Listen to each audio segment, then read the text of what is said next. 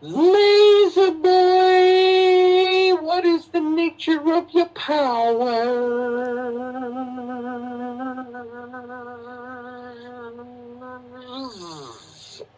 So, Rick, explain to the audience exactly what it is a stunt double does. Actors are required to do a lot of dangerous stuff. Cliff here is meant to help carry the load. Is that how you describe your job, Cliff? What, carrying his load? Yeah, it's about right. All right, hey guys, and welcome back to the Lazerboy podcast, episode 31. This is going to be a spoiler review for Once Upon a Time in Hollywood. And I'm your host, the Lazerboy. I'm here with my co-host as usual, Mr. Stephen Best. How are you doing, Stephen? I'm doing fantastic, Laser boy. How are you doing? Very well. Very excited as usual to talk with you, but more excited this time around because we're reviewing and recapping our favorite film, our favorite film that we quote on the regular, on a day-to-day basis, whether on Messenger or text. We love this film, so really looking forward to talking about it with you. Thank you again. Excellent. Yeah, thank you for joining me. It's always a pleasure. Thank you. Before we get started, like to plug our website.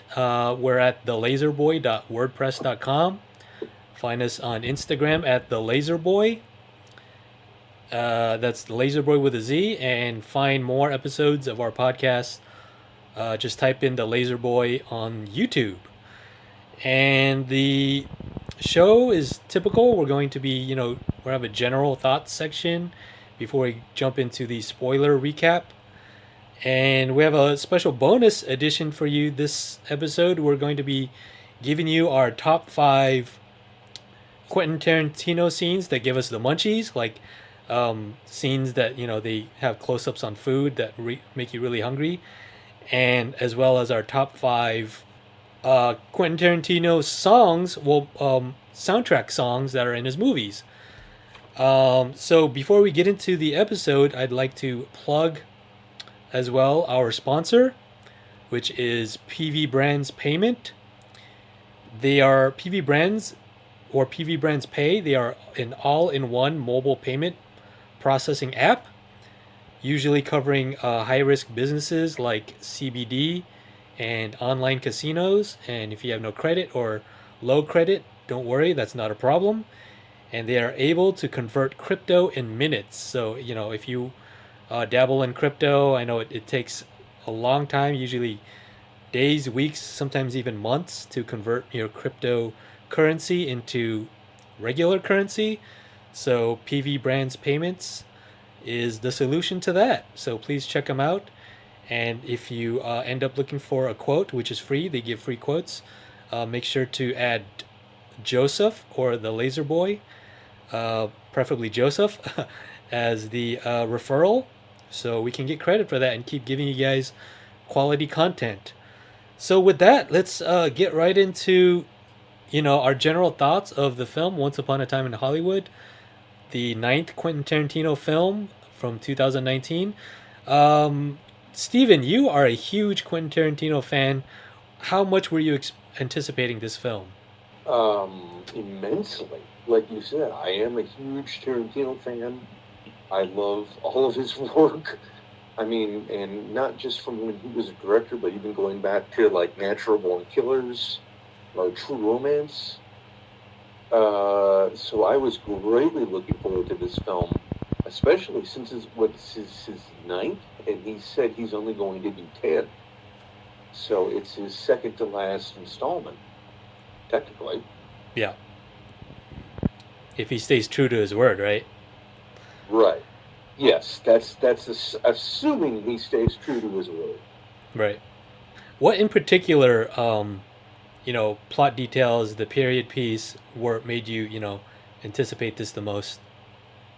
Well, I am, you know me. I'm a fan of film. I'm not just a fan of film. I'm obsessed with film. I live, sleep, eat, and drink film. I went to film school like you did. So I love any type of movie that's about making movies, Yeah. which Once Upon a Time in Hollywood was obviously all about. Sure. Yeah, gotta tell you, I echo your sentiments. I followed the film through, its many rumored, when they were already shutting down landmarks like, the ArcLight, and they were renovating Taco Bells and Der Wiener Schnitzels Right, and all that right, stuff, right. and shutting down Hollywood Boulevard. And so seeing just like press release photos of that, and hearing, rumors about the casting, and how they locked down Leo and Brad already, and Margot's in talks. And we'll get into have a lot more trivia about the cast and who originally was supposed to be cast and all that stuff when we get into the meat and bones of the recap. But let's before we get into that, let's do our top 5 list. This is a fun little trivia section that I derived from my time doing the High Fidelity podcast with my friend Edwin. You can check that out on High Fidelity TV podcast. You On did High Fidelity without me? Oh yeah, I'm so sorry, buddy. Maybe we can get you on a guest spot. But we did it for the TV show. Oh, all right. Yeah, we did it for the TV show, and then one of our features of each episode podcast episode, I should say, was that we did top fives of whatever, like, was featured in that episode, like top 5 artists album, this particular artist that was featured in that episode. So I thought it'd be fun to do for this. So let's start with you, Steven, and do our top 5 from 5 to 1, our favorite Quentin Tarantino scenes that give us the munchies. And this was a fun one because you and I are big. Well, I'm not as huge of a stoner as I was back then, but before I'd watch movies, one of my huge rituals was getting high before watching movies. Are you trying to accuse me of being a stoner? No, well, no. If you don't want me to, then I don't want to, put words in your mouth. But why are you not? Excuse me, I was just Smoker's cough, yeah. like Bill Murray. Bill, yeah, I gotta go gargle with hydrogen peroxide. Okay, please. We'll start with you first from 5 to 1. What's your favorite top 5 scenes that give you the munchies or that make you hungry? Top 5. From 5 to 1. What's your 5? God, that's what, that is actually an excellent question. It doesn't. Here's a weird thing. Okay, 5. The Reservoir Dogs diner scene. It doesn't really feature any close-ups of food or anything like that. Right. But I love the whole feeling of just like hanging out in a diner with a bunch of low-life scumbags, talking about Madonna songs, dissecting the meaning of cultural,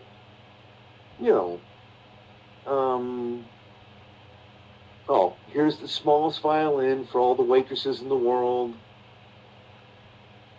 Okay. That was a fun scene. Okay, I'll give you that. What's your number 4? Number 4 would have to be Big Kahuna Bird. All right. From Pulp Fiction, when Jules takes a bite off of I forget his name.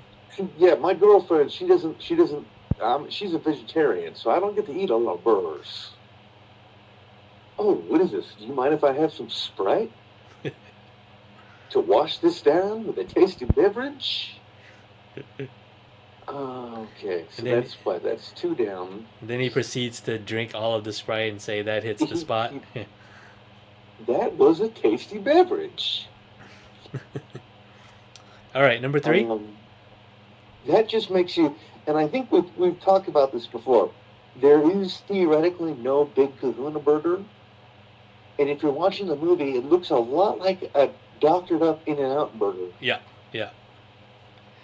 And being from Southern California, I do love me some In-N-Out. So Yeah, absolutely. Being the astute foodie, looking closely, if you, the astute observer and the regular In-N-Out patron would recognize that probably they took some In-N-Out burgers and substituted it for a Big Kahuna burger there. But yeah. please, that was your number 4? What's your number 3?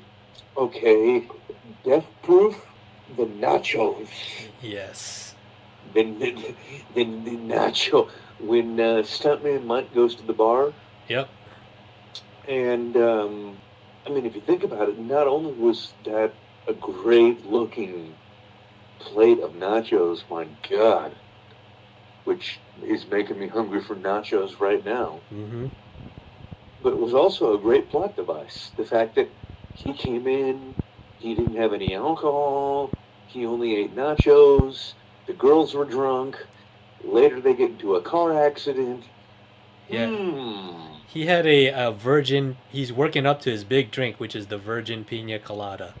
The Virgin Pina Colada, Yes. right. Cool. Yeah, it's on my list too, but I'll get to that when it's my turn. What's your number 2? Okay, number 2 would have to be Inglourious Bastards. Okay. Strudel. Strudel. Yeah.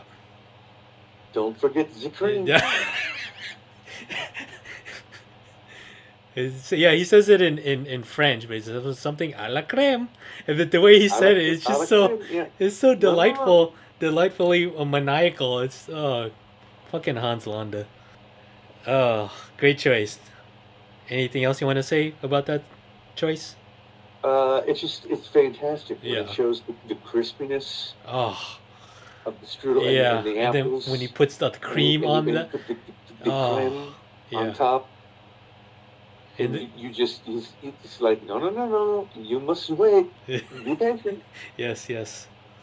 And you're like, no, I want it now. Great choice. It's on my list too, but please, what's your number 1? Okay, gotta say, number 1, just because, it's number 1 has got to be, honestly, Minnie's stew. I swear to God, every time I'm watching Hateful Eight, and they're like, now this is Minnie's stew. I had an Uncle Charlie, and no matter what the stew, no matter what the meat, it always tasted the same. Now this is definitely Minnie's stew. And I think I told you, they were road showing Hateful Eight when I saw it initially, and actually did serve stew. Oh God, really? That's incredible. Which was fantastic. That's hilarious. I don't know what it was. It was like beef and carrots and potatoes and just gravy broth, but it was, I don't know, that whole, just to think about, you're starving to death, you're freezing to death on the top of this godforsaken mountain. Yeah. In the haberdashery. Yeah. The context really in this small cabin.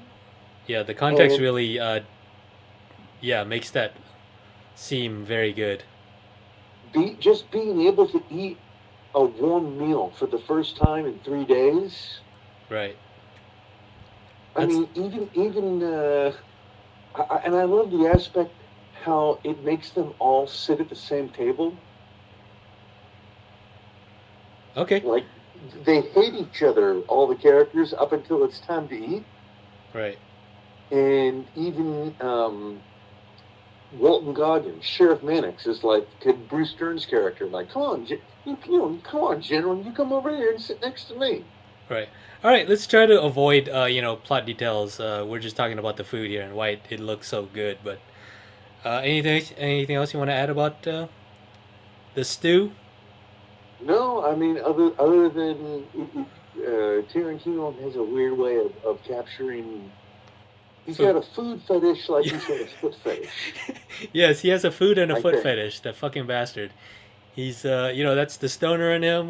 We've known for some time. He always has stoner characters in his movies, especially his early movies, True Romance, got the Brad Pitt character on the couch, the guy on the couch, smoking Right. the bong, and then another bong, Trudy's friend from Pulp Fiction, stuck on the couch with a bong. So Right. we could probably surmise, we could probably deduce that he smoked a bit of weed back then, and So I'm has sure he some did. wants to feature, you know, the qualities of a stoner, which is good food.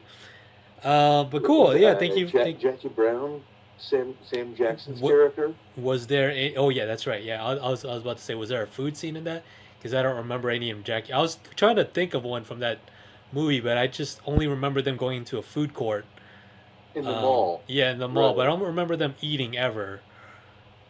So I don't know. Maybe I have to go back, but for the life of me, I can't think of one. But Well, okay, cool. Sam Jackson does promise Chris Tucker chicken and waffles in order Oh, to get to the okay. Yeah, trunk. there you go. Yeah, and he's stoned too, so he's his mouth is watering just thinking about that. So, Right. all right. Roscoe's. Yeah, thank you for that list, my friend. Let me get into mine because we don't have that much time here. But, all right, number five. Okay, I have three of them that cross with yours, so that's gonna be pretty cool. But yeah, this was a tough list for me because again, I was just trying to think. Uh, our second list, I overflowed it with stuff, so I have like honorable mentions. But for this one, I could barely make five. But let's go for it anyway. Number five from Django Unchained.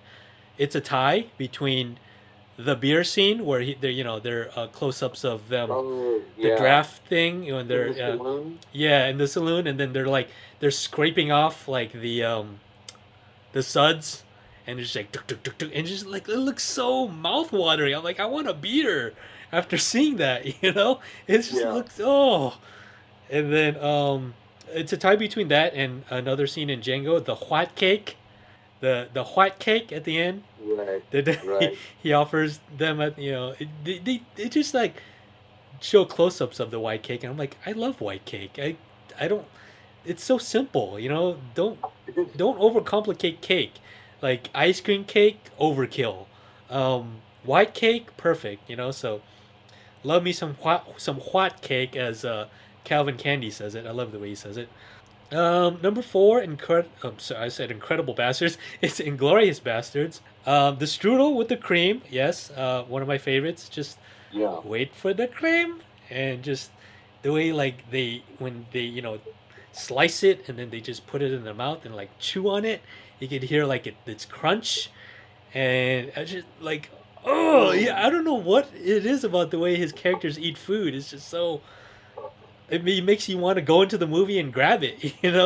I think, like you said, it is the sound. I think a lot of it is the sound. This the sound, yeah, right.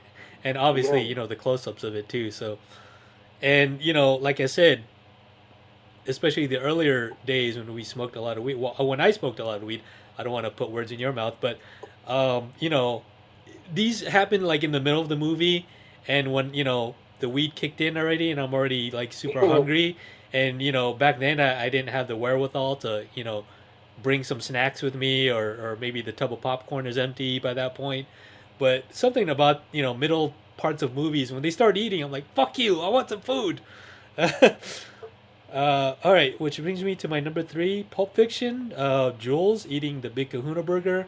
There you Again, go. yeah, again you hit all the notes. Looks like an In-N-Out burger, but they had that really close shot before he picks it up and puts it in his mouth and proceeds to chew on it. And the way he's just like, it is a tasty burger. Burger. It's just like, oh, you bastard, I'm hungry. And you can feel Samuel L. Jackson emote in that scene. Yes. You can feel Yeah, him like, ooh, Thousand Island dressing. yeah, I yeah, like that.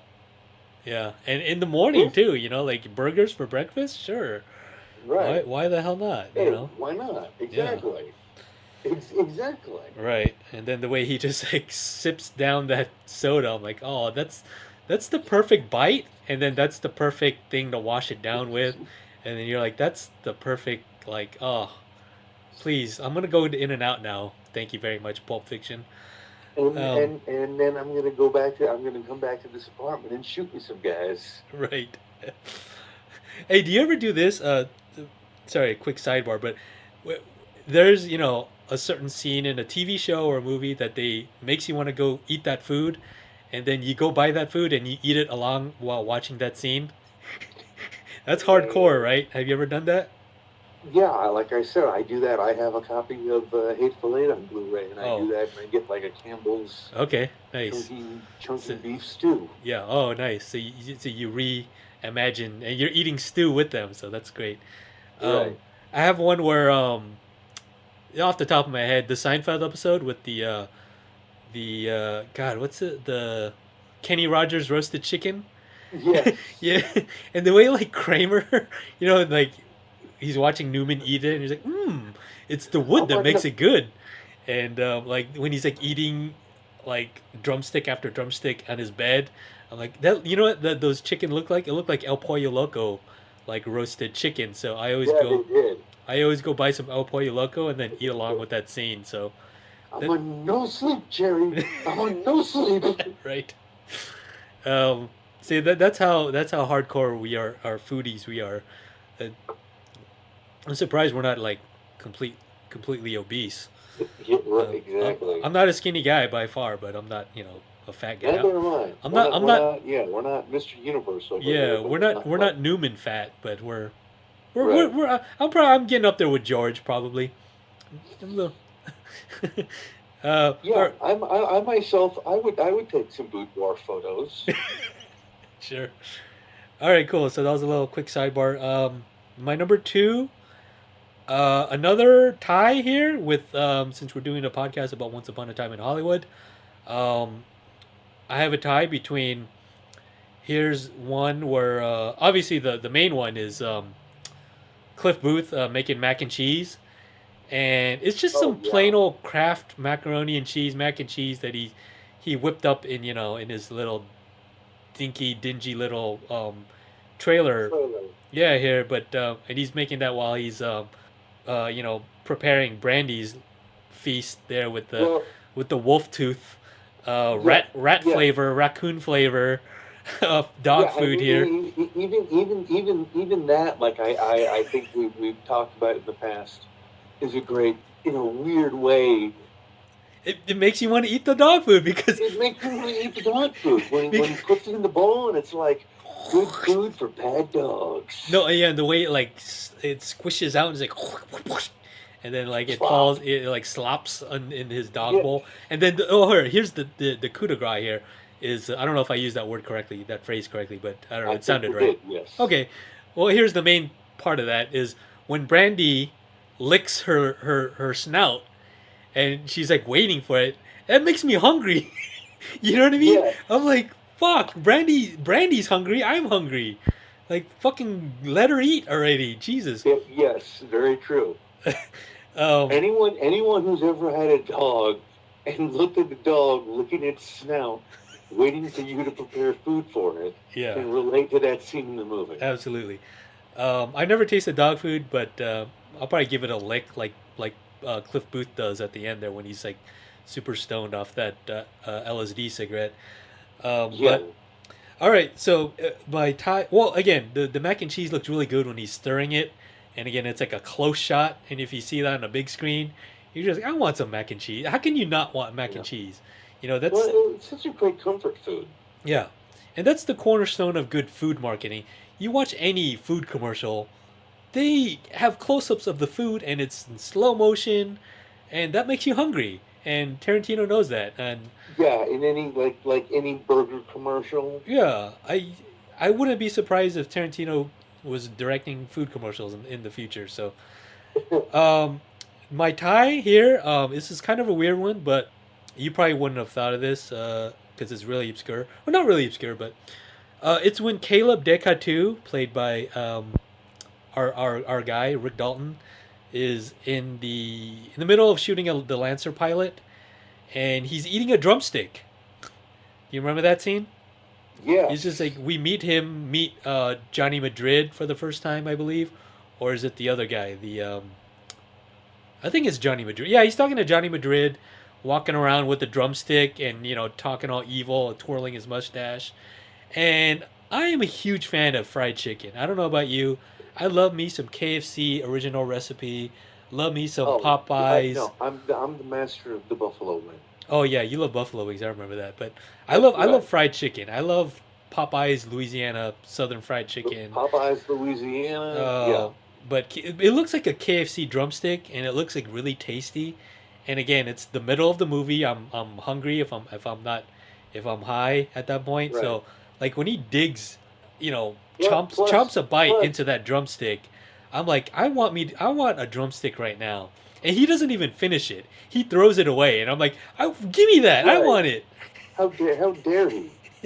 I know. Plus, he keeps referring to Maribel as that little chili pepper, Oh, sure. which But makes me want to eat like eat some chili peppers. pepperoncinis. Nice. But he's like waving it around too, and he's like pointing at Johnny Madrid with the drums. I'm like, I just want to I just want to bite it. Like, give it to me.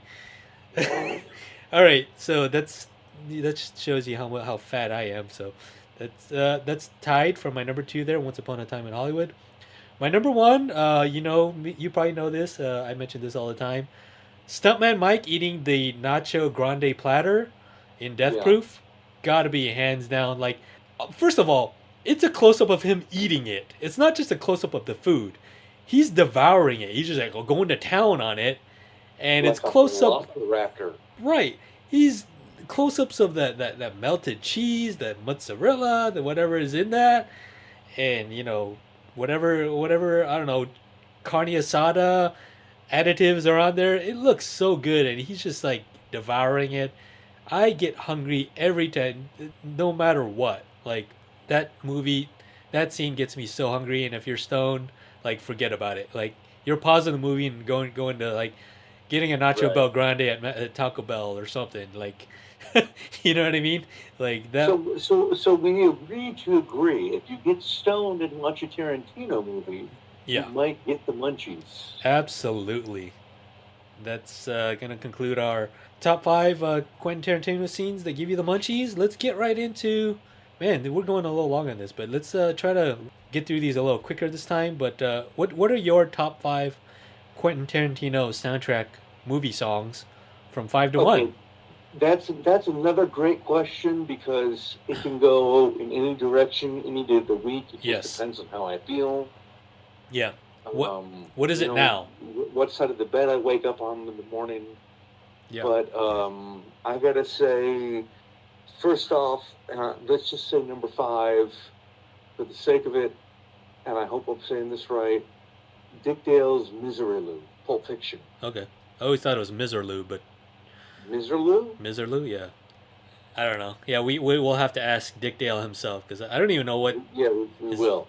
Is that Italian? What is it? Is that Latin? What the hell is that? What is a Miserlou? Yeah, it sounds more French to me. Okay. But I mean, the whole scene where you have,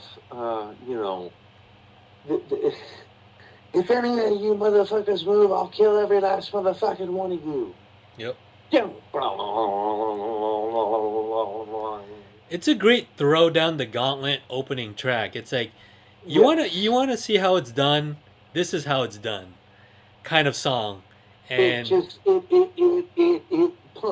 remember being in theaters, actually seeing Pulp Fiction, and when that song came on, and it's hey, it's a um, showmanship kind of opening credit song, and I well, love but it. just everyone was looking at each other like, what the hell is this? And then you hear the sound of them tuning the radio, and he goes into Jungle Boogie by Kool and the Gang. Yeah. So maybe that's number four. All right. Just that opening, the whole opening scene with Pulp Fiction, where they're driving in the car, and hey, what was it like in Amsterdam? Yeah, they put mayonnaise on everything. Right. That was such a brilliant scene. Right. And then again, it reinforces the theme of the radio is almost like a recurring, like a secondary character in Reservoir Dogs and Pulp Fiction. Reservoir Dogs with Stephen Wright, doing the little commentating Yeah, as Super the Sounds of the DJ. 70s. J-Belly. Yep, and then we got that same thing with Once Upon a Time in Hollywood. So he loves that theme there. So please get into your number three. Okay, number three. Well, let's see. Just because I love the Hateful Eight. Uh huh. La Bianca Inferno. Okay. The White Hell by Ennio Morricone, Right. which I believe he won the Academy Award for. Okay. The soundtrack. Oh, I did. Oh, that's great. One Okay. one of his last compositions, I believe, before he passed away. Rest in peace. Correct. Yeah. So what do I say? Number two. Yeah, number two. Number two would be Unchained, the Payback / Untouchable Excellent choice. version from Django.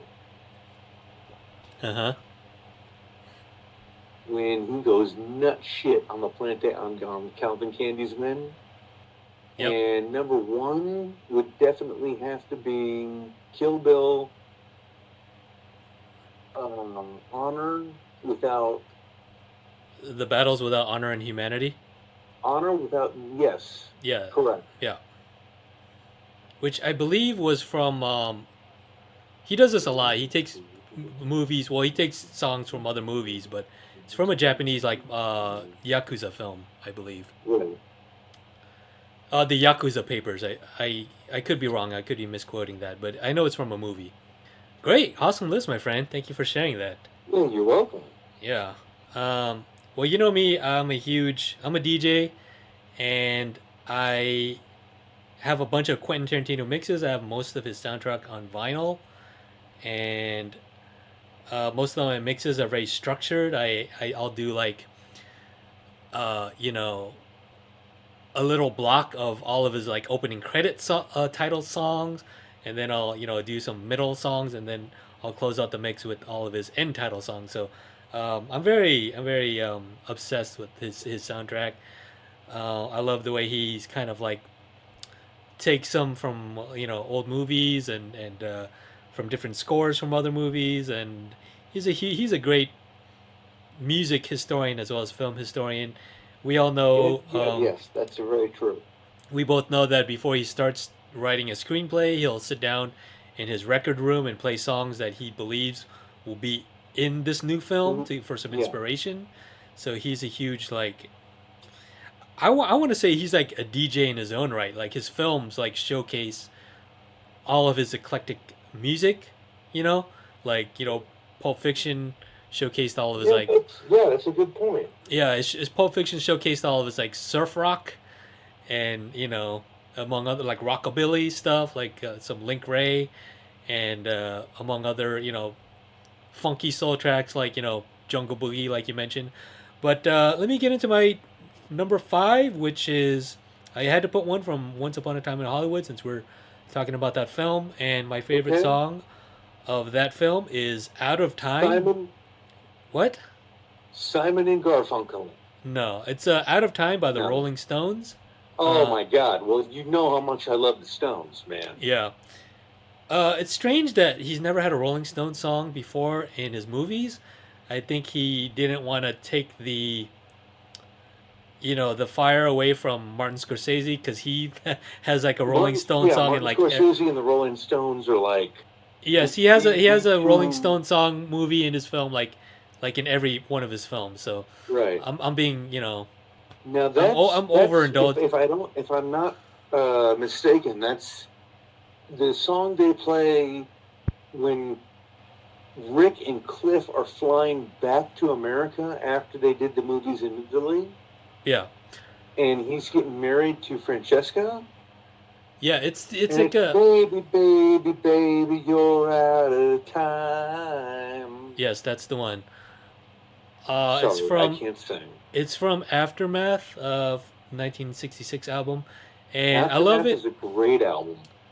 Yeah, I love it in the context of this film because it's like a kind of a montage. It's like a catch up with all our characters, it's at a point where there's a time jump, and all our main characters Cliff and Rick are coming back from their little stint in Italy, and Right. it's very, again, in the context of the movie, which is kind of leading up to, if you haven't seen the film, and you think that it's going to be about what you think it's going to be, you think it's going to be about the murder of Sharon Tate. So in that context, it's like, shit, she's out of time, and then punctuate that Right. with all these timestamps. August 9th, whatever, 1969, 7 p.m. They're going to dinner, and then it's like they're running out of time, and it's like, holy shit! It, like, in the context of that, it's really kind of haunting, So I love the Yeah. song on its own, but given the context of the film, it gives it a lot more weight, and that's why I put it at my number 5. Let me get to my number 4, which is the title theme of. I'm a huge fan of all of his like title songs, but I had to really uh, cut it down to like my favorite of all favorites, and one of them, number 4 here, is Django by Louis Bacalov. Sorry if I'm Yeah. mispronouncing that. The Django with the Jingle. twangy guitar.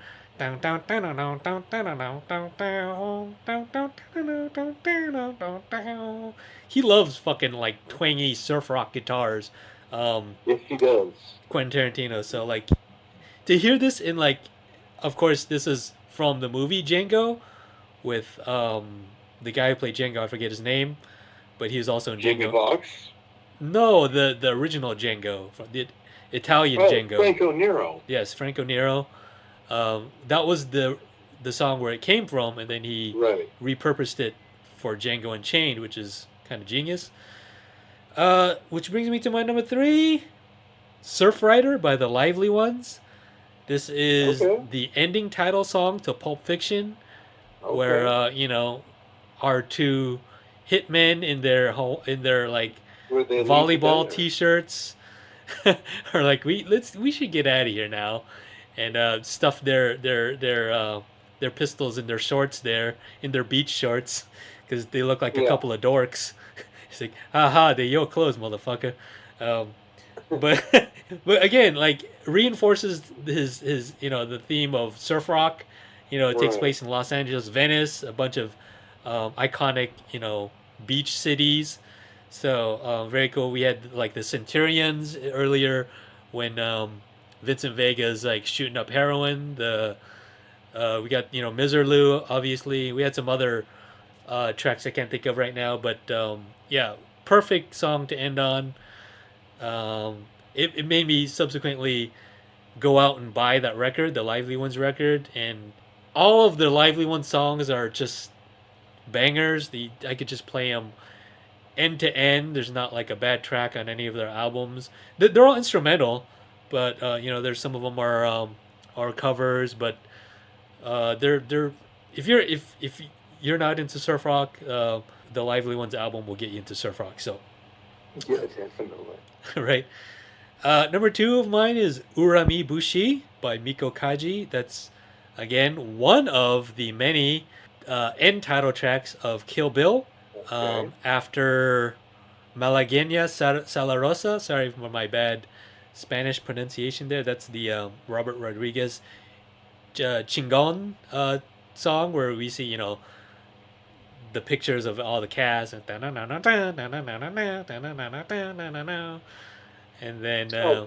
I do an honorable mention? oh yeah, let me finish my top 5 first.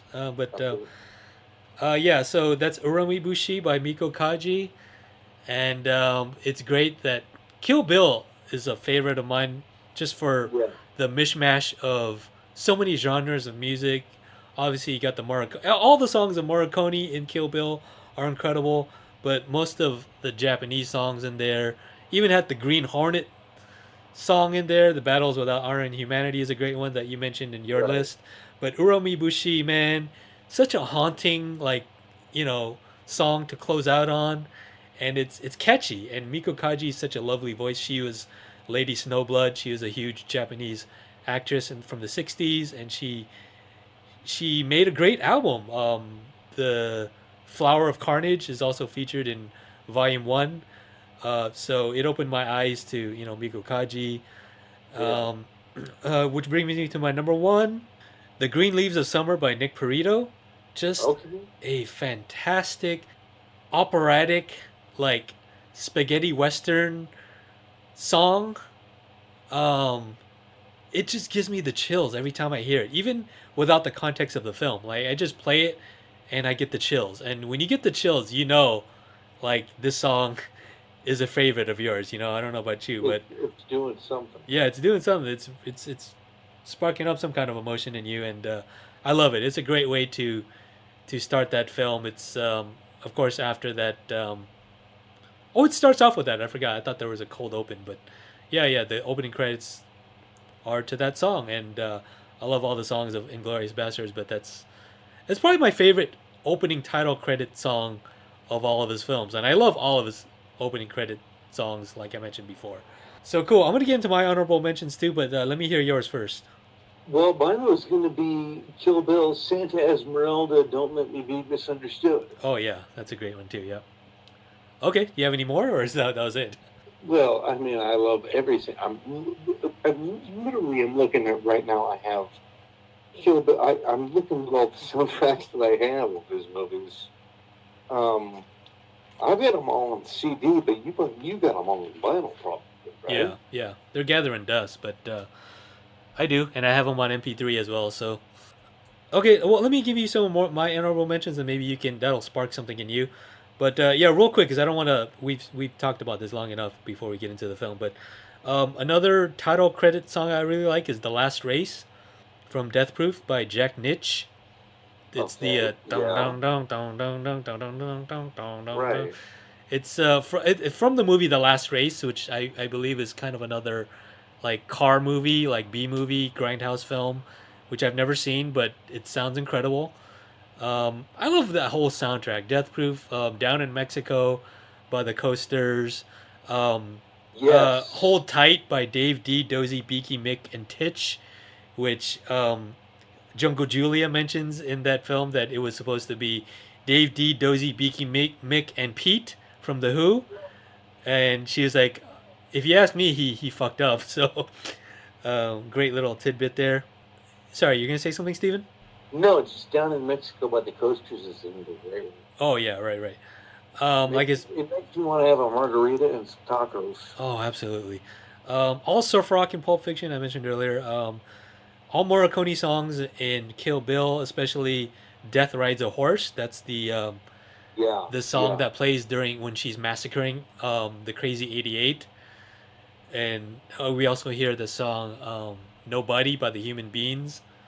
Um, Nobody. That song. Go ahead. Yeah. Um, but Death Rides a Horse is like, dun dun dun dun. I don't even know what they're saying, but there's like, it sounds just like so grand and operatic, and so like, shit's gonna go down with this song right now, you know? Like And, it's I can incredible. remember going to see the movie in theaters and then going to Tower Records to buy the soundtrack. That song's not on there. No, it's You have to not. find it. Yeah, you have to do a little digging, which I did back in the day. I did like a unofficial, like my own Kill Bill mixtape, and I added like all of the songs, that even the unreleased ones. So I remember like searching pretty hard to find that one. But I mean, think about it. You had okay, Bang Bang by Nancy Sinatra. Yeah, That Certain Female by Charlie Feathers, right. which is a great. That I love Charlie Feathers. Oh, nice. Okay, Who's an old country and western music guy, right. which is not typically a genre that I listen to. Me neither. I got into it just specifically because of The movie. Kill Bill. Yep. Which says a lot, man. He opens up a lot of like the 5, 6, 7, 8s. Like he told me about that story. The We five, don't have to six, get seven, into it, eights. but yeah, that's another great little like Japanese surf rock. Like what the like rockabilly, Right. Japanese rockabilly Japanese surf rock. rockabilly. What It's the like hell is what this? I would have never gotten into that had it not been for Kill Bill. So again, just opens so many doors. Another couple of quick ones. Sorry if I'm mispronouncing this. I giorni dell'ira. Um, down, down, down, down, down, down, down. It just sounds like such an upbeat, like twangy Western song, but it's in Kill Bill, and it's also in Django Unchained. I can't remember where it is in Kill Bill, but I do remember where it is in Django Unchained. It's when it's like the montage of him like shooting up like snowmen Right. with the dentist. I forgot the Christoph Waltz character in that. What's his name in Django? Dr. Schultz. Dr. Schultz. Dr. Schultz. Yeah, yeah. When he's like training him, and like Jackie Brown is a great soul soundtrack, but I love this particular ending track called Monte Carlo Nights. It's like it sounds like Surf Rider, but like with like a weird, I don't know, Arabian theme to it. So it just sounds like very worldly, you know. Yeah. Coconut by Harry Nilsson at the end of Reservoir Dogs. You put the lime in the coconut, you think about up. You put the lime in the coconut and then you pick it up. Yeah, doctor, ain't there nothing I can do? I said, doctor, to relieve this belly again, and it to relieve this belly ache. It's the context Right. of Mr. Orange with the hole in his. So he loves to like his songs like tell a story, you know. Yeah, there's a context to Yeah, that. yeah, yeah. So, uh, you know, The other one I love is Kill Bill, Isaac Hayes' Run Fay Run, which remember Yeah. they did during the animated sequence. sure, yeah, yeah, yeah. Which another genre bender there. You never would think that he'd put an Isaac Hayes song in the anime sequence, but he did it. You know, no surprise there. He's a game changer in terms of like I don't think that there would be like an Edgar Wright, and as another filmmaker that uses music to like tell a story. Right. The another like recent example I could use is like Sam Levinson. I think he does the show Euphoria, which has a great eclectic soundtrack, but it also like it informs like the characters and the move and the show. So um, there would be none of those filmmakers without Quentin Tarantino. So all right, I think Yeah, exactly. yeah. Do you want to add anything else to that before we move on? I think we talked about this a long time, so that's my bad too. Well, I think a really great soundtrack makes a great movie. Oh sure, yeah, absolutely. I know you're gonna probably take a little offense to this, but I don't like the Hateful Eight soundtrack. It's the only one that I was never like, oh, I gotta go buy that soundtrack or even like compile a playlist of it because there's no songs in it. It's all score, um, with no. I know It with was not entirely all score. I know. There's a couple of tracks. There's the White Stripes, which I love. White Stripes, Little Apple Blossom. I'm sorry, Little Apple Blossom by the White Stripes. Yep, and then there's the Roy Orbison song, which I love. Right. But that's it. Like 2 songs. I love those songs, but like There won't be many coming home. yeah. But it's not wall to wall like pop soundtrack, which I know that he was probably trying to stay away from. And I don't know. Hateful Eight is my least favorite Quentin Tarantino film. I love the screenplay. I read it.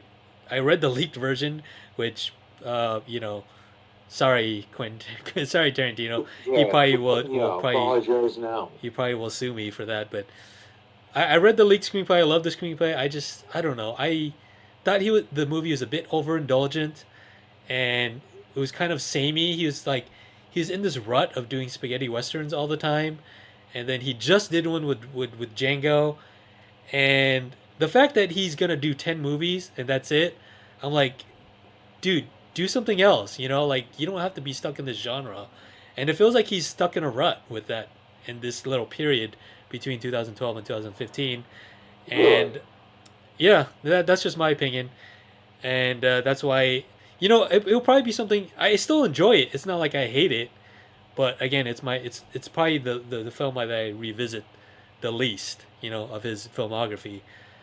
So Well, Joseph, I reject your opinion, and I think it is poo-poo. is that your That's my official educated diagnosis. that's your educated retort? Yes. That it's poo-poo? Okay. It's poo-poo. I agree to disagree. I'm a huge. I love Django Unchained, but only because I think, like I said, um, when I saw it, and this is before you and I were kind of hanging out, they were road showing it, and I went to the Irvine Spectrum, and like I said, you actually get Stu, Right. and they tried to recreate some of the experience. And also, there was a girl there that I met that I really had a huge crush on. Oh, okay. So you have a personal stake to that film. I don't mean to belittle that at all. Everyone has a movie that they have a close personal connection to. So I don't mean to besmirch that at all. I'm just telling you how I feel about the film. But if you love it, by all means. But sorry to bring that up. I love the scene where Kurt Russell smashes the guitar. Yeah, and that was the real antique guitar too. A real antique guitar. Yeah. Now, do you think they did that knowingly on purpose, or was it a big accident? No, it was a big accident. Kurt Russell didn't know. Yeah, he didn't know. Because if you go back and watch the scene, Jennifer Jason Leigh. Yeah, she's like, no, don't stop. No. Yeah. Kind of breaks character. Right. All right, Steven, I think we got to move on from this because we've gone off on another tangent. So we got a whole movie to review here. So let's get into it, shall we? Yes. All right. So Yes. okay. All right. So Once Upon a Time in Hollywood. To my right is Bounty Law series lead and Jake Cahill himself, Rick Dalton. And to my left is Rick's stunt double, Cliff Booth.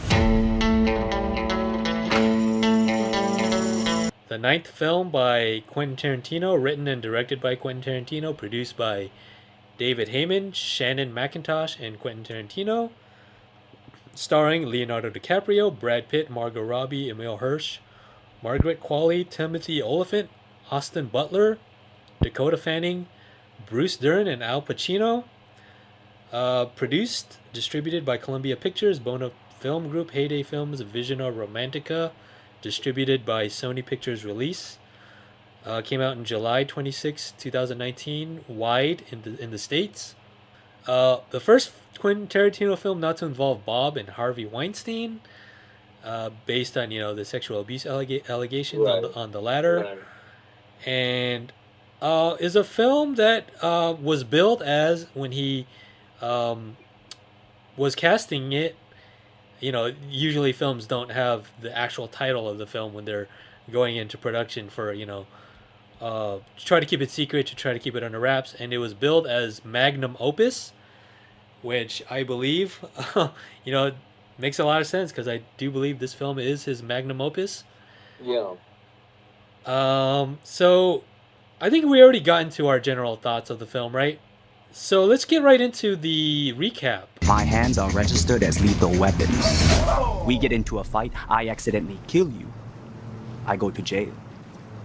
Anybody accidentally kills anybody in a fight, they go to jail. It's called manslaughter. It is February 1969, and it starts with, kind of a behind the scenes, to my right is Jake Cahill himself, Rick Dalton, on the set of Bounty Law.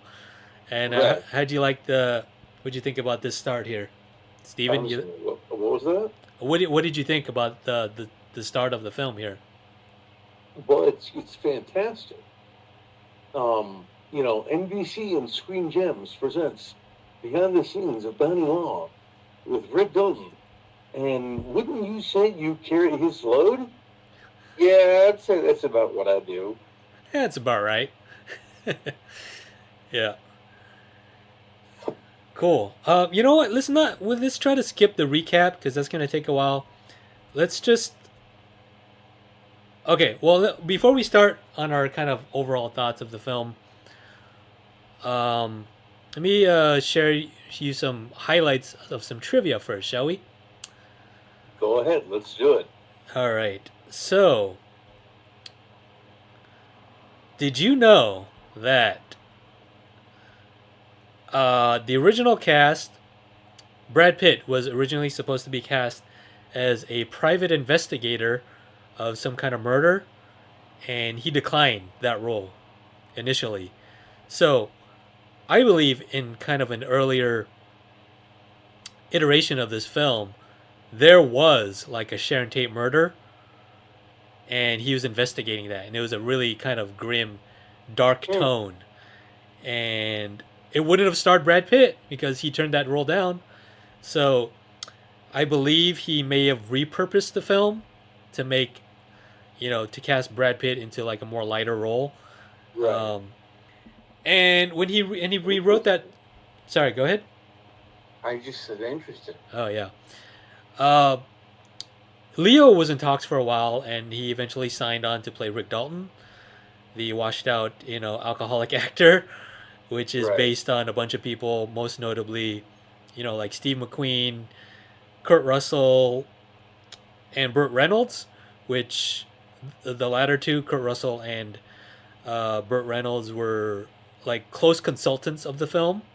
Right. Burt Reynolds was actually cast as the Spawn, George Spawn, but Yeah. unfortunately he passed away, and they had to recast him with Bruce Dern. Bruce Dern. Yeah. Yeah.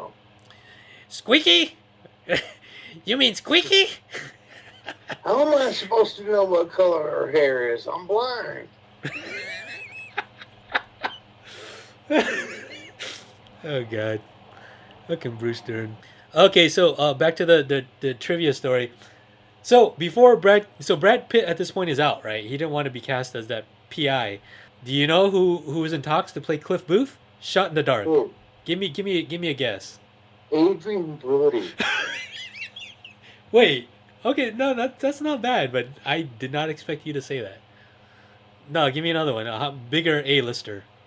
I don't even think Adrian Brody's an A-lister anymore. Nice one, though. Edward Norton? Wow. Again, not an A-lister anymore. Not an A-lister anymore. Okay. A-lister. One more shot. Just a big name. Biggest name you can think of. Joaquin Phoenix. Okay, I wouldn't have gone there, but I can see where your sensibilities lie there from those three actors that you mentioned. Oh, good guess, though. But it is none other than Top Gun Maverick himself. Tom Cruise. Yeah, can you believe that? Really? Can you picture him as Cliff Booth? Because I can't. I mean, it's hard to now that that we've seen Brad Pitt there, Yeah. but Yeah. I think I would like to see him as the Rick Dalton character, but he's got an image to obtain. He's not like, he doesn't want to play a washed out actor yet, because what would that say about his career?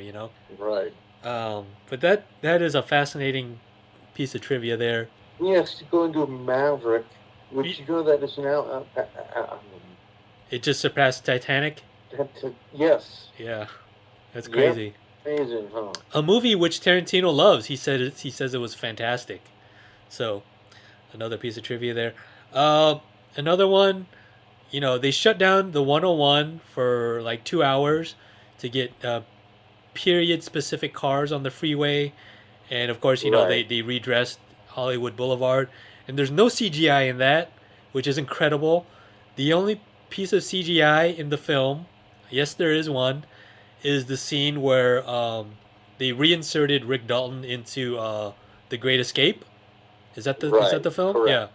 The where he's like, Yeah. I almost got I I almost get that role, but Steve McQueen, but the Three Georges beat me. Right. What was it, like Papard, Sellers, and something else? I forgot. Whatever. Yeah. All right, one more piece of trivia, and then we're gonna talk about the film here. Did you know that white, is it the Cadillac? It's a Cadillac, right? The white Cadillac that Cliff drives around because he's a gopher now is actually the car of Michael Madsen, and it's the same car that he drove in Reservoir Dogs. Really? Yeah. I did not know that. Crazy, That's fantastic. Right? What did he say in the beginning when he said, Cliff drives me around now. I lost my. Did he say I'm too lazy or something? It's like, that's a fucking lie. Right. Look, the freeze frame and Oh, I lost one line. That's a fucking lie. Rick lost his license for 2 minute drunk driving tickets. Right. Well, Kurt Russell is suddenly the narrator of the film. Yep. I know, and he's also in the film, right? Right. Who's his character again? I forgot. The stunt man. Yeah, no, he's the gaffer. Fuck, I forget his name. Randy. Randy. Yeah, and then his wife is Zoe Bell, who he starred in Death Proof. He exactly. Zoe Bell kills him at the end. Rosario Dawson kicks his head in, but they all pretty much killed him. They all pretty much kicked the crap out of him. Yeah. Yeah, exactly. But in Once Upon a Time, he's Randy, yep. And his wife is, I believe, Janet. Janet, the Remember director. he's fighting with Bruce Lee. Yeah, the director of Green Hornet. Yes. Or at least the director of the stuntman. Oh, probably, yeah. Because there weren't women directors back in the day. Not many, that is, right? Right. Definitely not in the 60s, for sure. Well, in the movie, they specifically mentioned that they're the two stunt coordinators. Yes. Because remember during the fight, when it's like, okay, let's go best 2 out of 3. And, no punches in the face, just whoever knocks who on their butt. Right, exactly. And he, like, the first, he's like, all right, let's go. And in the very first round, Bruce Lee knocks Brad Pitt on his ass. And he gets up and he's like, all right, Kato, let's do that again. Yeah, exactly. All right, well, let's get into the opening scene here with Rick Dalton and Marvin Schwartz. And yeah, Schwartz. Since I came back from a double feature of Rick Dalton, I think I know who you are. And he's like, "Oh, who's that? Your son?" Fucking Cliff. Cliff drinking a Bloody Mary there. It's fucking, yep. I love that. And then it's a great opening because it's a great kind of framing device to kind of catch up with what he's doing, because it's like an overview. He's like, "Oh, what have you been in?" And then he's like, "Oh yeah, I starred in was it Tanner, the 14th Fist of McCluskey?" Yeah, and then Tanner, he's like, the 14th Fist of McCluskey. And then he's like, now I'm some fried sauerkraut. Yeah, and then he's like playing the heavy in all these TV shows, right? And all these pilots, and Marvin's pretty much saying, like, he's an agent, right? So he's pretty much saying, like, hey, like, this has a psychological effect on the culture, on people, how the way people see you, because every week you're getting your ass beat. You always go down. Yeah, and they're not seeing this certain character getting whooped. They're seeing Billy Martin whip J. Cahill's ass. Right. So he's like, do you want to keep doing that, or do you want to be the star in Italian westerns, and then you're kicking fucking ass? Like, what's next? You want to be, who's gonna kick your ass next? Batman? Batgirl? Batman, exactly. I love that when it's like, bat, bam, pow. It's like Batgirl next. It's like, these have a psychological effect on how the audience perceives you, and you could tell, like, Rick Dalton's like kind of just doesn't want to hear it. His ego's still pretty inflated. It's official, buddy. I'm a wash up. Exactly. He doesn't want to hear it. He's like, I'm still a star, and it's classic denial, right? So yeah, that's a great scene after that where he's like, don't cry in front of the Mexicans. Don't cry in front of the Mexicans. Right. I don't get that. Is that because, like, I don't know, it's a racial thing, or? I it goes back to machismo. Oh, okay. In that case, I think it's kind of a compliment to Mexican Americans, because they're tough, So it's like, don't cry in front of them, because you're not gonna look tough anymore. Right. Anyway, so he's really upset. He had to put on Cliff's sunglasses there, and he's just cursing the shit out of anything and everything, right? He's like, I want to do fucking Italian movies. That's what's fucking wrong, right? Which is weird, because if you think about it in retrospect, those spaghetti westerns were really great films. In hindsight, to us they're great because they're a relic, right? And Right. they probably were not critically well received at the time. But Yeah. upon it's like upon further inspection, we're like, oh hey, that wasn't like well written, but it was different, and it gains a cult following. It's like films that gain cult followings. They're not Right. appreciated in their time, and then that we get that impression from Rick, right? He's like, nobody likes Italian and nobody likes spaghetti westerns, right? So in his mind, like he doesn't want to regress even further into that, into doing B movie foreign films, right? Then we get a quick little scene of the hippie girls looking for food. I thought that song they're singing was really creepy, don't you? They're like singing some song to themselves, and it's really fucking creepy. So a great way to introduce them and how creepy they are. Yeah. A bunch of big name actors here. The girl from Euphoria, I forget her name. Margaret Qualley, of course. The daughter of not Anne Hathaway, the other Anne. Fuck, I forget her name. The girl from Sex, Lies, and Videotape. They're driving home.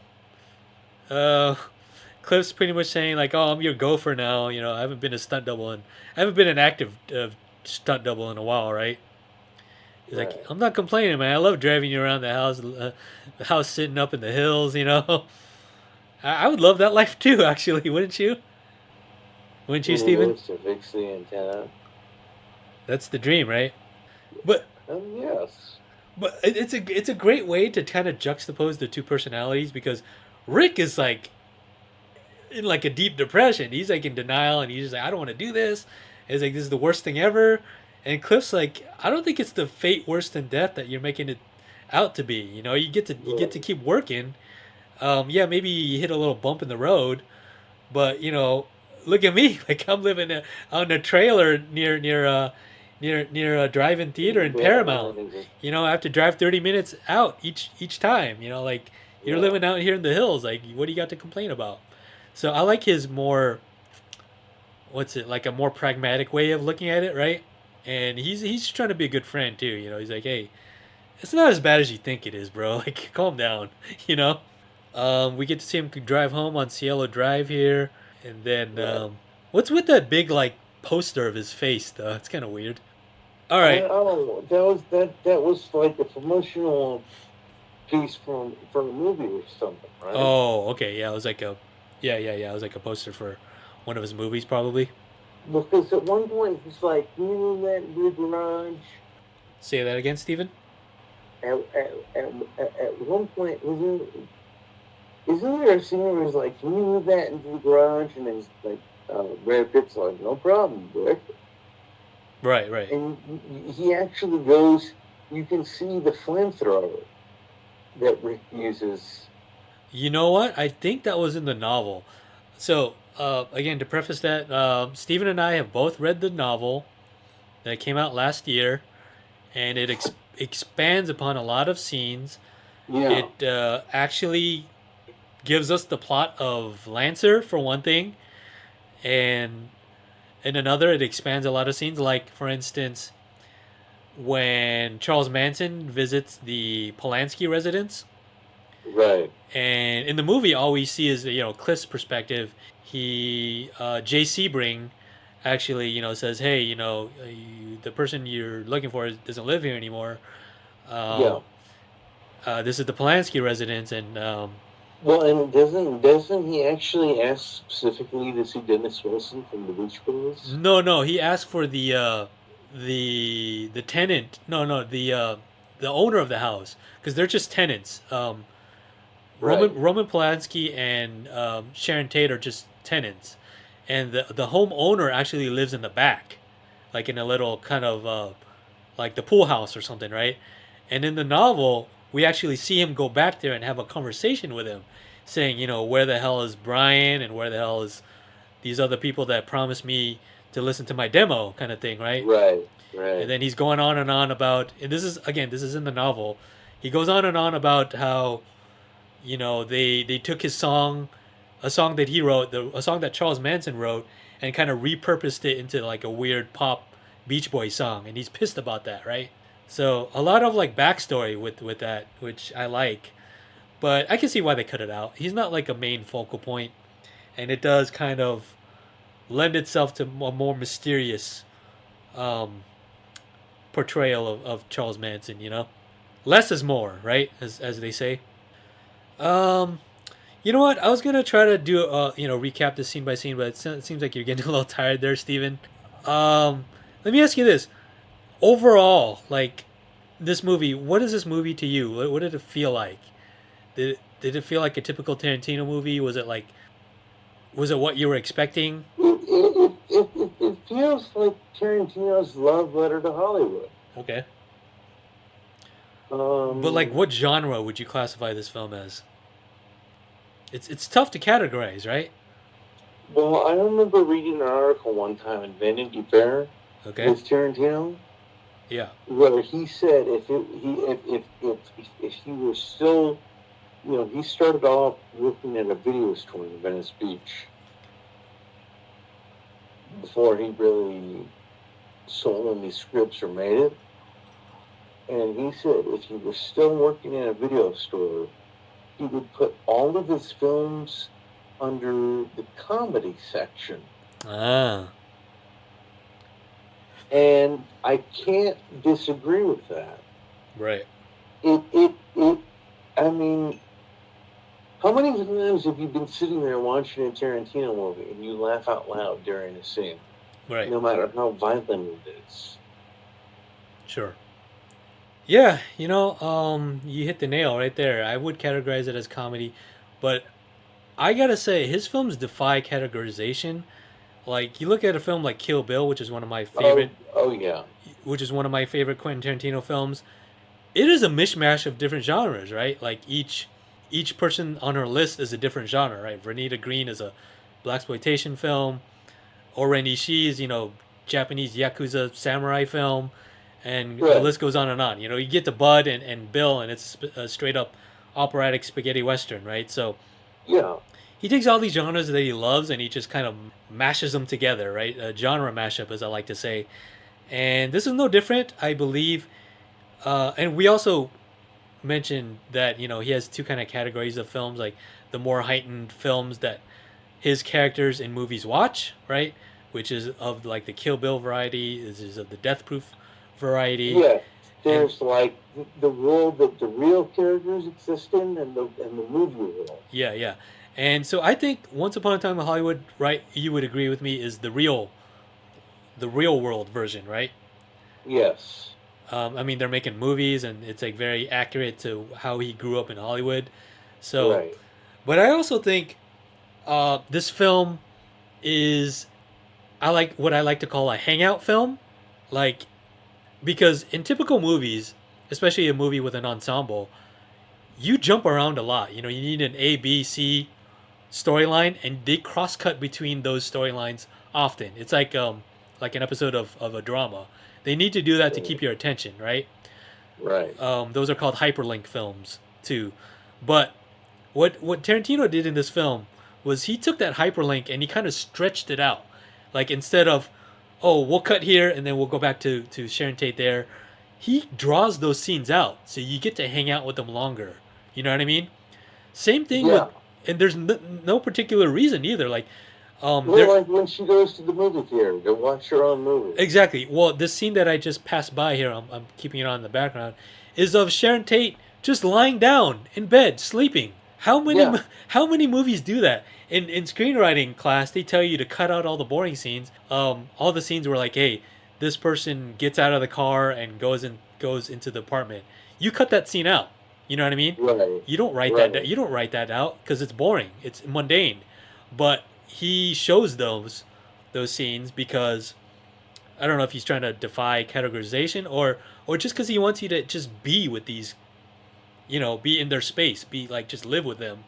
But that's what he does. He does that more so with Sharon than any other character. But I noticed that a lot. Not upon my first viewing, of course, because you're just trying to take the film in. But upon subsequent viewings, I'm like, man, you really get to linger with her character, and I think it's what's the word I'm looking for? It's deliberate, right?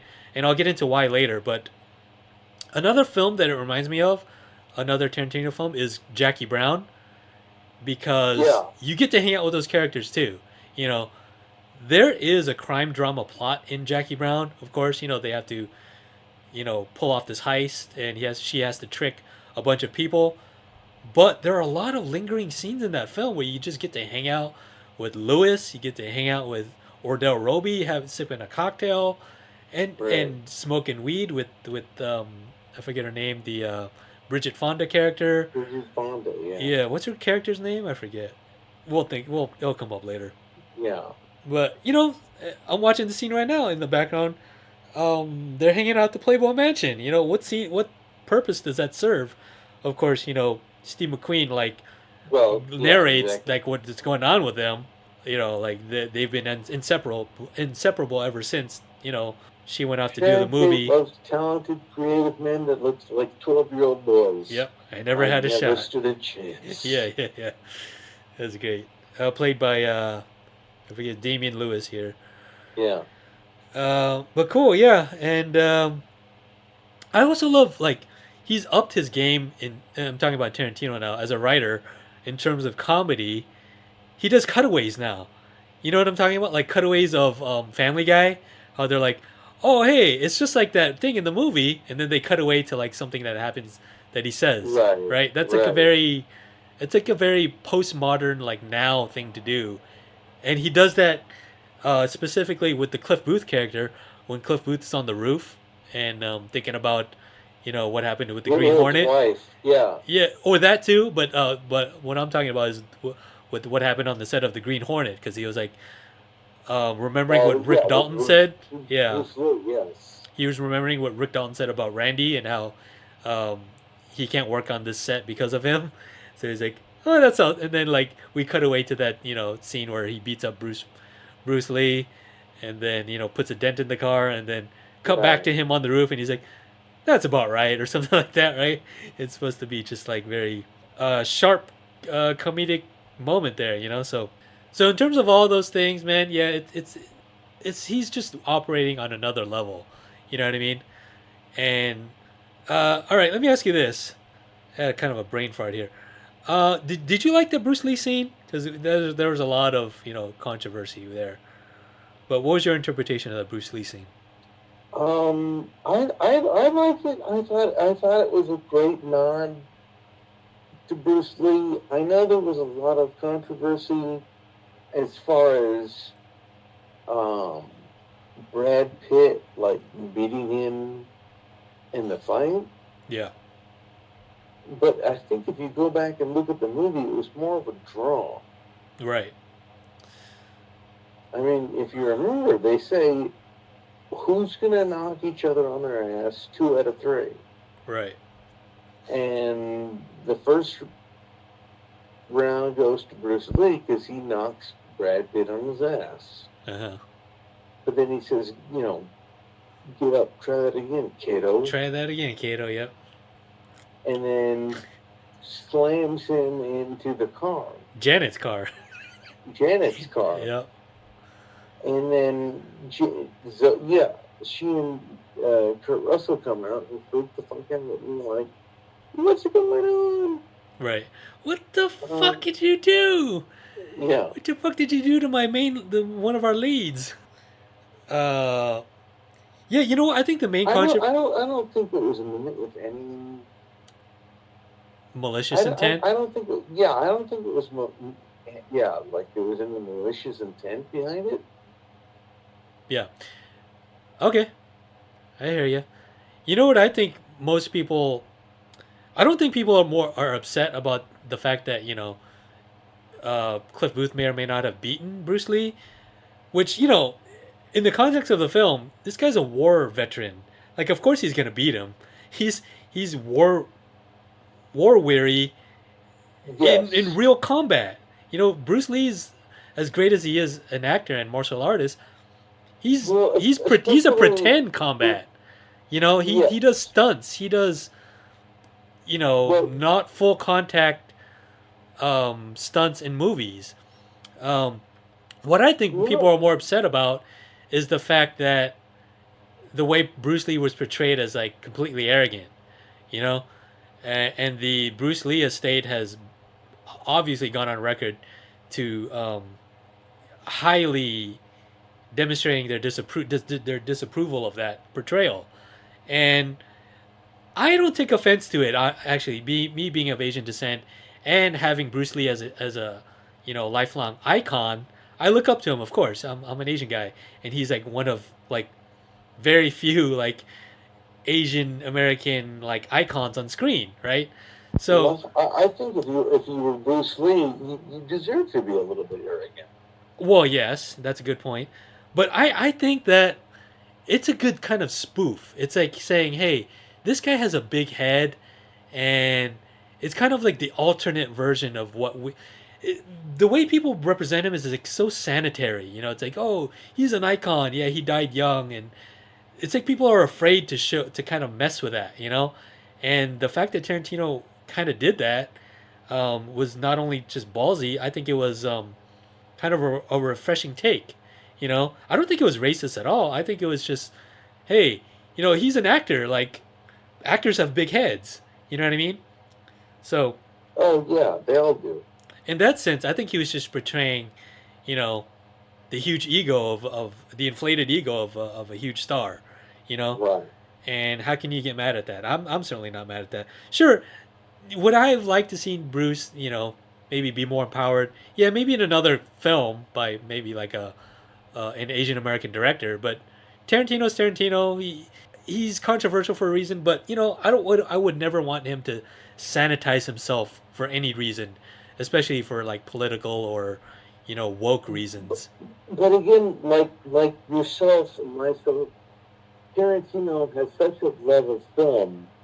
I can't imagine that he would ever want to make even a single scene in a movie discrediting an actor like Bruce Lee. You know what I'm saying? Okay. No, yeah. Well, here's how I look at it. He paid homage to Bruce in Kill Bill with the Game of Death, and then here he kind of definitely belittled with his costume. he kind of belittled him a little bit in here. So I think he's even. You know what I mean? Mm, So I didn't want to linger on that point too long. Just wanted to cross that off our list there. Let's get into the meat of the movie. The horror movie section of the George Spahn thing. And well, you know what? I'm kind of struggling here.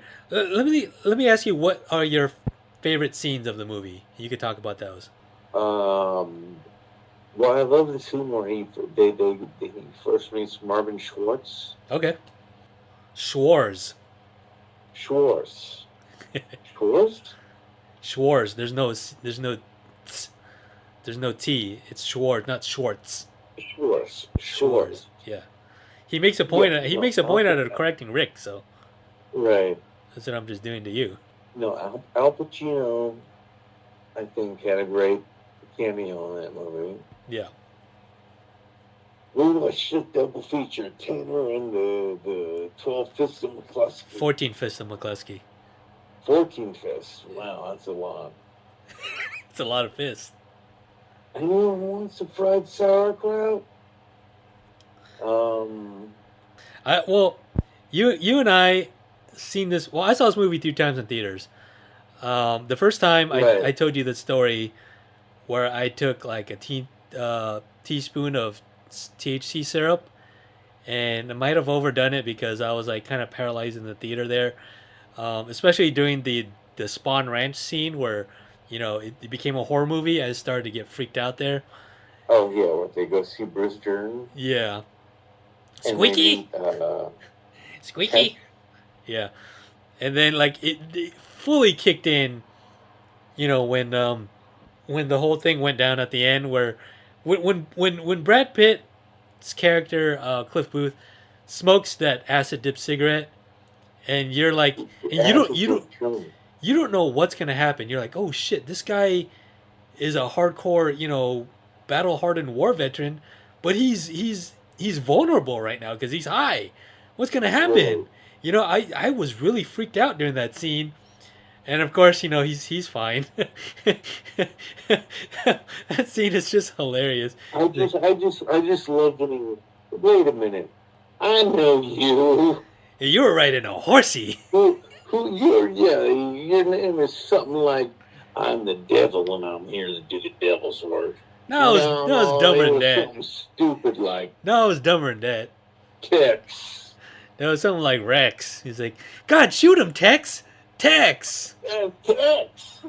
Okay, and then you and I saw the film again at the New Beverly, Quentin Tarantino's own repertoire theater, showing in 35 millimeter, and then we even had dinner at the El Coyote before that. So I had a point I was gonna make here, but I completely forgot. But you know what? What else is another favorite scene of yours? Well, I do like when they go to the El Coyote restaurant. I mean, yes, I still have several business cards Oh yeah, nice. from the El Coyote. All right, That was really a fantastic experience. sure. I even brought my Inglorious Bastards screenplay to, and we're sitting kind of in the back because that's usually where Tarantino sits. Yeah. And I was like hoping to run into him so he could sign my book, but he wasn't there. Nope. We'll catch him next time. Right. So the middle part of the movie is interesting. I like this intercuts between Sharon Tate at the Wrecking Crew screening, watching herself, having come from the bookstore, and cross-cutting with, oh, here's my favorite scene where he's eating the drumstick. Oh my God, it looks so good. I'm hungry.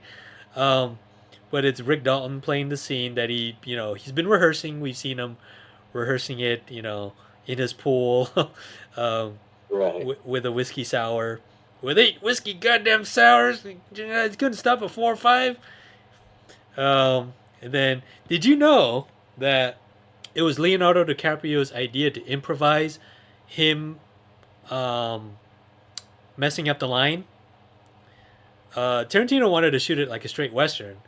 And Leo said, hey, you know what? I think it'd be a good idea for him to fuck up his lines, right? And it's in keeping with his character that he's a washed out alcoholic. And then Right. Tarantino kept it. So Right. good job, Leo.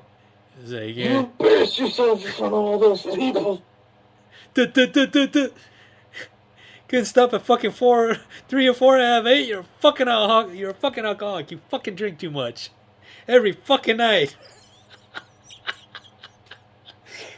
That's fucking it. You stop drinking right now, alright? You make a promise to yourself you're gonna stop fucking drinking. Takes a little sip and he just like throws it out. Yeah. It's like, God damn it. You show that little fucking girl. You show that goddamn Jen Stacy. Yeah. Maribel. Oh yeah. It's like, you don't get these lines right, I'm gonna blow your fucking brains out tonight. Very, very Taxi Driver-esque scene there. Yes. And then of course cross-cutting that with Cliff at the picking up the hippie chick and then taking her to Spawn Ranch, Right. which is very suspenseful, I think.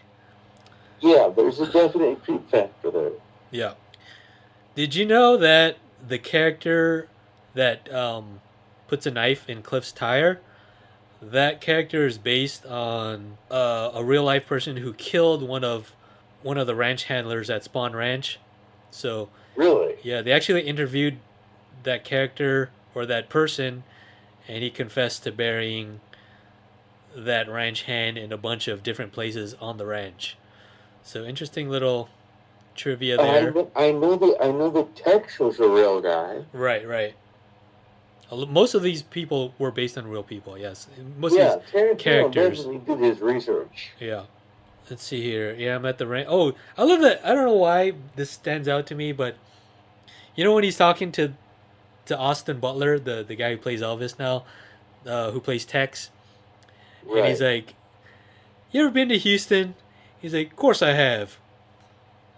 I don't know why that stands out to me. I always think of his face when he says, "Of course I have," He looks kind of weird, but I don't know. He has an effect like that. Tarantino, the way he directs his actors, they're very specific. Like a very bland line like that, and for some reason like stands out to me. You were riding a horsey. Oh, okay. Another quick piece of trivia.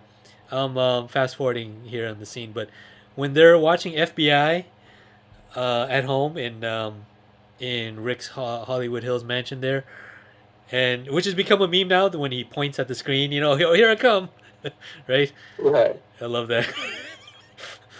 Did you know that was an actual episode of FBI? All the Streets Are Silent, which that role was actually played by Burt Reynolds, and they had to reshoot those scenes with Rick and just reinserted him in there. So that was an actual FBI episode. So that's why the footage with like Rick, that Rick's not in it, it looks like really real, doesn't it? Right. It's incredible, right? Cool. So yeah, no, go ahead. Yeah, doesn't he credit Burt Reynolds in the book? Sure. Yeah, I think he does. Yep. Oh, okay. So so we get a little like time jump here. 6 months later, you get a little mini montage of Rick and Cliff having their time in Italy, right? He did like 4 or 5 movies, Right. including Operazione Dynamite, directed by Antonio Margheriti. Yeah. I love that.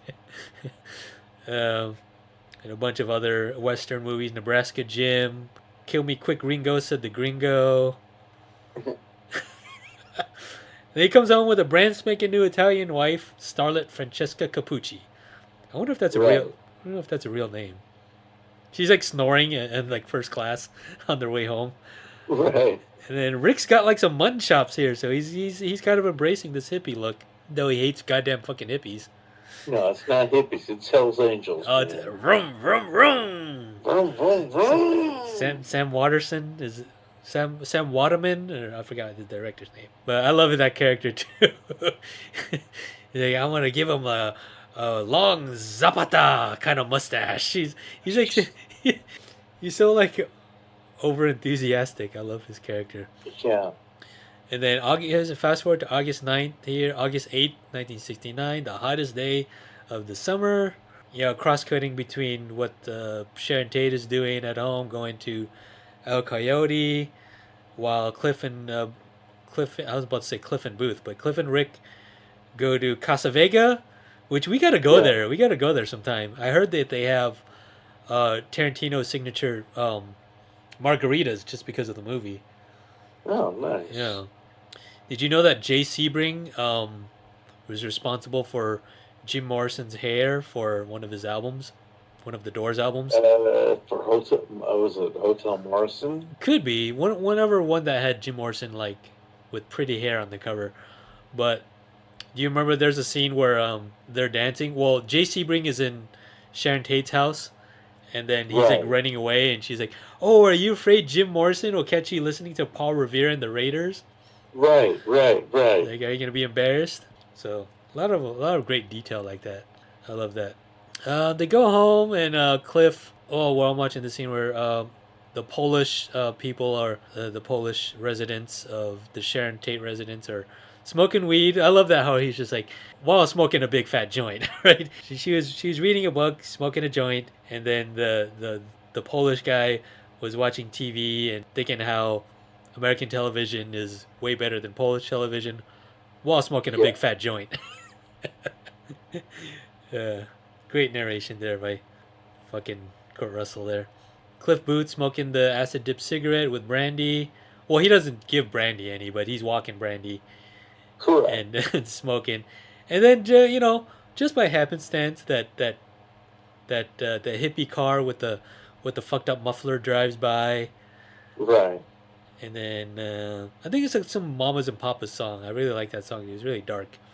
California Dreaming? No, it's a more obscure song that plays during this. There's a cover of California Dreaming that plays in this movie, though. I forget who it was by. Yeah, there is, by a Spanish. Yes. Yeah. And here we have Rick Dalton here. He's making margaritas because, you know, he loves himself some binge drinking. Bunch of goddamn fucking hippies. What the fuck?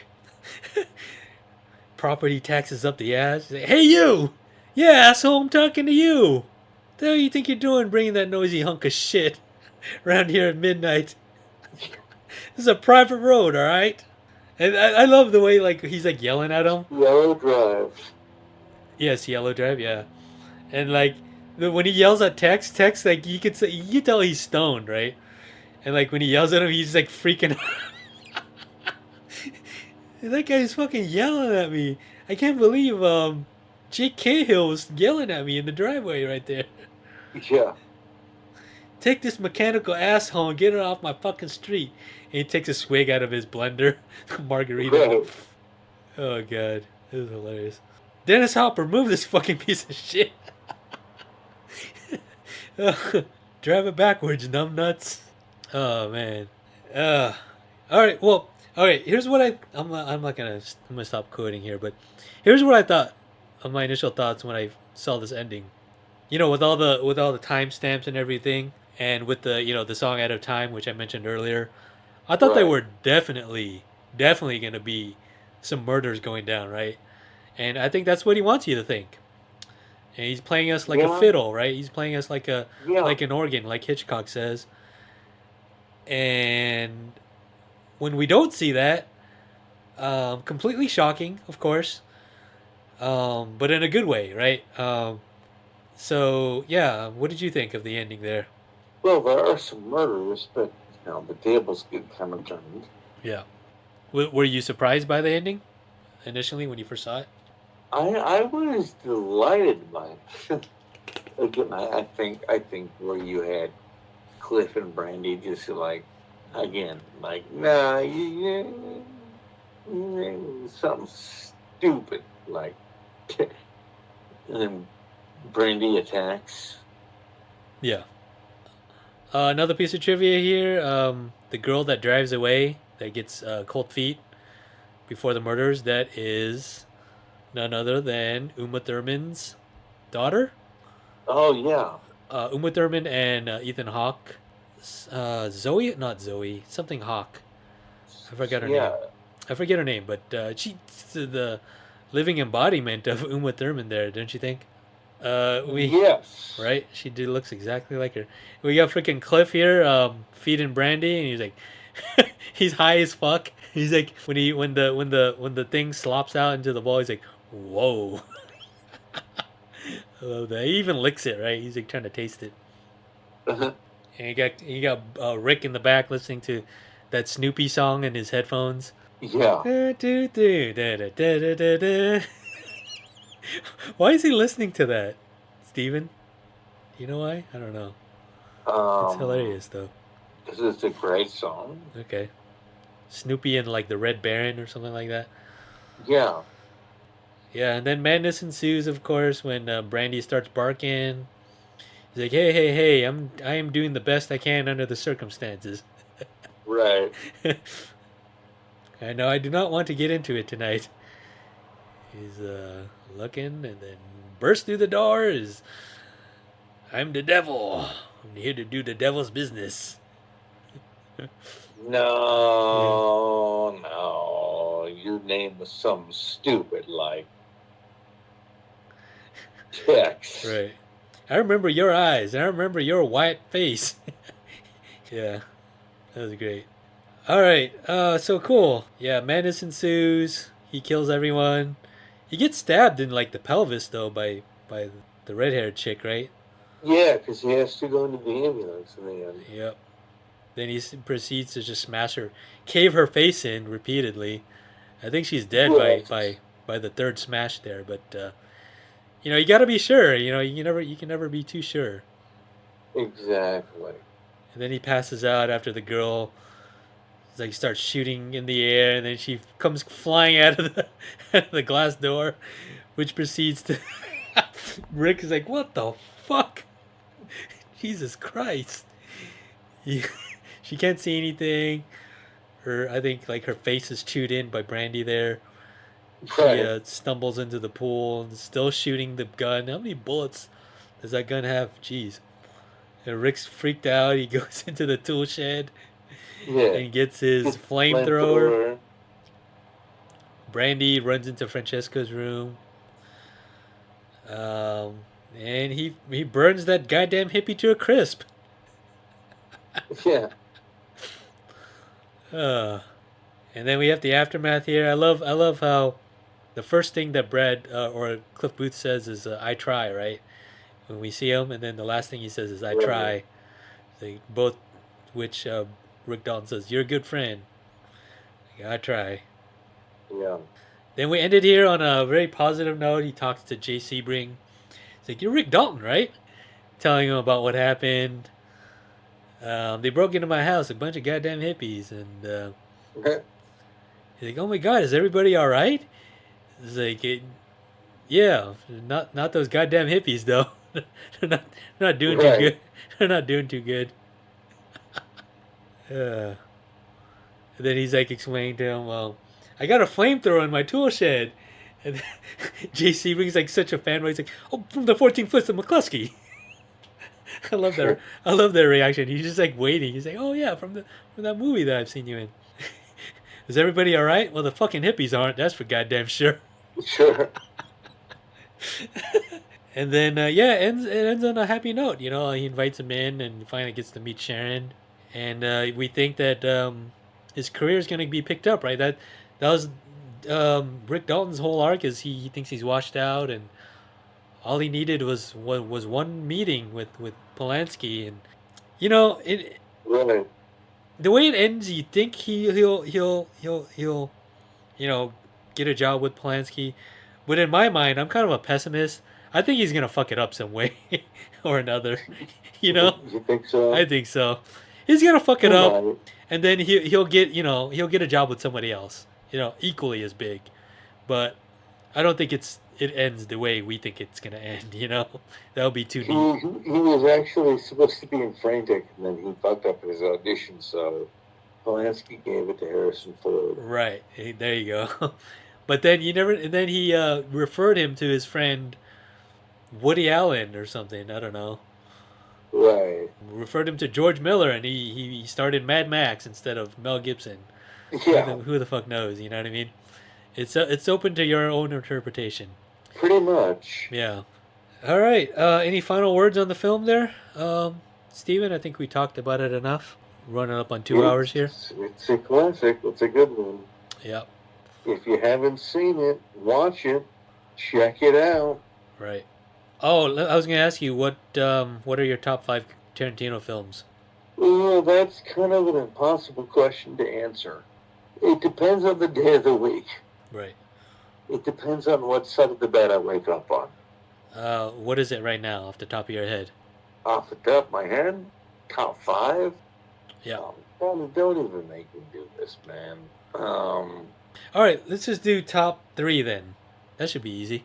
Pulp Fiction, Kill Bill, Django, Inglourious Bastards has got to be up there. Okay. What's your Once number? Upon a Time in Hollywood. Once Upon a Time in Hollywood, your number 1? It's impossible. Is it your number 1 right now? Once Upon a Time in Hollywood? That would be my number 1 right now. Okay. Yes. I think our lists are pretty similar. I'll start with number 1 just because it's fresh in my mind.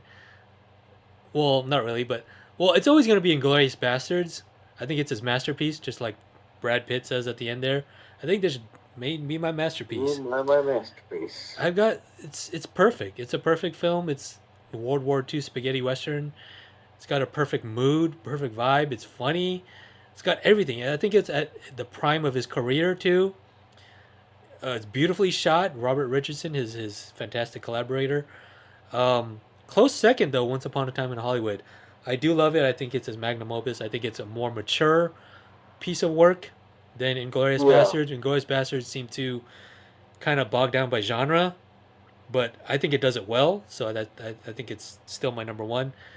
Number 3 is probably got to be Kill Bill. It's still up there just because I remember it being a movie I revisited so many times and I watched it so many times in theaters. And bottom 2, 4, and 5, either a cross between Pulp Fiction and Jackie Brown. Yeah. Yeah, Jackie Brown, I think it's going to be a film I appreciate a lot more when I'm older. but I still appreciate it now. So that's saying something. I'd like to thank you, Steven. I think I've kept you way past your bedtime, so thank you so much for talking about this film that we both completely love and admire. Any Oh, well, you're welcome. any last words you want to say here? Tarantino rules. Cool. Can you close us out with the Lazerboy bumper? Okay, let me hold on. Let me get a. Let me just water the pipes here. Hold on. Okay, and now I want to make sure I go into a secure bunker where I don't wake up anyone. You're talking about the Lazerboy bumper, right? Yes. Like Laser boy, what is the nature of your power?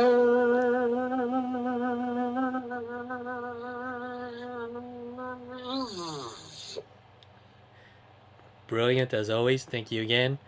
I'd like to close out this time with the appropriate quote. This is from the movie, the title card at the beginning of the movie, The Life and Times of Judge Roy Bean, which the music was the end music of Once Upon a Time in Hollywood. And that quote is, "Maybe this isn't the way it was. It's the way it should have been." Good night, and thank you, everyone.